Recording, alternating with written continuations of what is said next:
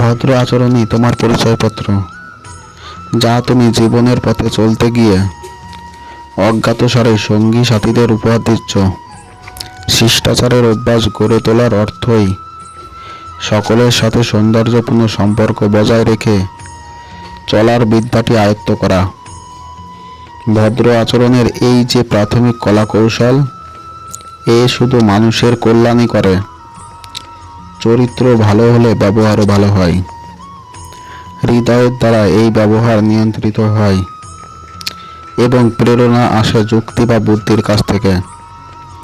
অন্যের আবেগ, অনুভূতি, অধিকার এবং ইচ্ছা অনিচ্ছার প্রতি তোমাকেই এমন দরদি হতে হবে যাতে অন্যের সঙ্গে ব্যবহারের সময় সেই মনোভাব ফুটে ওঠে।